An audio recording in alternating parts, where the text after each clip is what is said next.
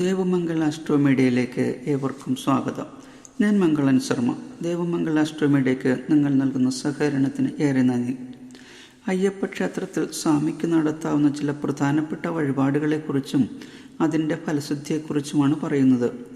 ഒരു കാര്യം മനസ്സിലാക്കുക, എല്ലാ വഴിപാടുകൾക്കും ഫലശുദ്ധി ഒരേപോലെയല്ല. ഓരോ വഴിപാടുകൾ നടത്തുമ്പോഴും അതുകൊണ്ടുള്ള ഫലശുദ്ധി കൂടി അറിഞ്ഞ് അതിനനുസരിച്ച് വഴിപാടുകൾ നടത്തിയാൽ നമ്മൾ ആഗ്രഹിക്കുന്ന കാര്യത്തിൻ്റെ ഫലപ്രാപ്തി ശീഘ്രം കൈവരും. അയ്യപ്പസ്വാമിക്ക് നമ്മൾ നമ്മുടെ ഓരോ ഉദ്ദിഷ്ടകാര്യശുദ്ധിക്ക് വേണ്ടിയുള്ള വഴിപാടുകൾ നടത്തുമ്പോൾ അത് ശനിയാഴ്ച ദിവസം ആരംഭിക്കുന്നതായിരിക്കും ഏറെ ഉത്തമം.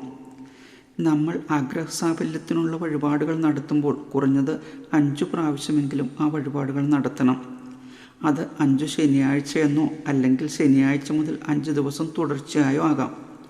എങ്ങനെയായാലും 5 ദിവസത്തിൽ കുറയരുത്. അതിൽ കൂടുതൽ എത്രയും ആകാം.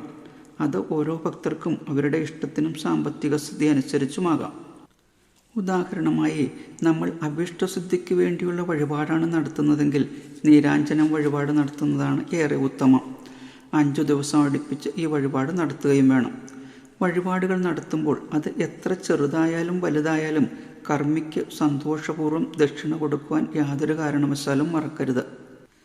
തൊഴിൽ സംബന്ധമായ കാര്യങ്ങൾക്ക്, അതായത് തൊഴിലിൽ സ്ഥിരതയും ഉയർച്ചയും അംഗീകാരവും കിട്ടുന്നതിന് എള്ളുപായസം വഴിപാടാണ് ഉത്തമം. വിവാഹ തടസ്സം മാറാനും വിവാഹലബ്ധിക്കും ത്രിമധുര നിവേദ്യമാണ് വഴിപാടായി നടത്തേണ്ടത്.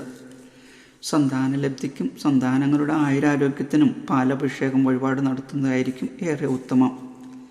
ഭാഗ്യശുദ്ധി കൈവരാൻ തുളസിമാല വഴിപാട് നടത്തുന്നതാണ് ഏറെ അഭികാമ്യം. പാപശമനത്തിനും മോക്ഷപ്രാപ്തിക്കും നെയ്യഭിഷേകമാണ് ഉത്തമമായ വഴിപാട്. എന്നാൽ സാമ്പത്തിക വർധനവിന് നെയ്വിളക്ക് വഴിപാട് നടത്തുന്നതായിരിക്കും ഏറെ ഉത്തമം. രോഗം മാറാനും രോഗശാന്തിക്കും കരിക്ക് അഭിഷേകമാണ് നടത്തേണ്ടത്. ത്വക്ക് രോഗ സംബന്ധമായ രോഗങ്ങൾ മാറാൻ താമരമൂടൽ വഴിപാടാണ് നടത്തേണ്ടത്. ഇണമോചനത്തിന് അതായത് സാമ്പത്തിക ബാധ്യതകൾ മാറിക്കിട്ടാൻ കരിക്ക് നിവേദ്യമാണ് ഉത്തമമായ വഴിപാട്.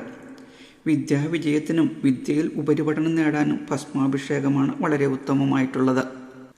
അഭീഷ്ടസിദ്ധി കൈവരാൻ കളഭ അഭിഷേകമാണ് ഏറെ ഉത്തമമായിട്ടുള്ള വഴിപാട്.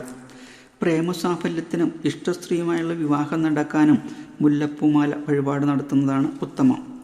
ഇവിടെ അയ്യപ്പന് അയ്യപ്പ ക്ഷേത്രത്തിൽ നടത്താവുന്ന ചുരുക്കം ചില പ്രധാനപ്പെട്ട വഴിപാടുകളെക്കുറിച്ച് മാത്രമാണ് പറഞ്ഞത്. ശബരിമലയിലെ പ്രധാന വഴിപാടിനെക്കുറിച്ച് പറയുകയാണെങ്കിൽ അത് നെയ്യഭിഷേകം തന്നെയാണ്. പുണ്യപാപച്ചുമടുകളാണ് ഇരുമുടിക്കെട്ട്. അതിലെ നെയ്ത്തേങ്ങ ശരീരത്തെയും നെയ്യ് ആത്മാവിനെയും സൂചിപ്പിക്കുന്നു.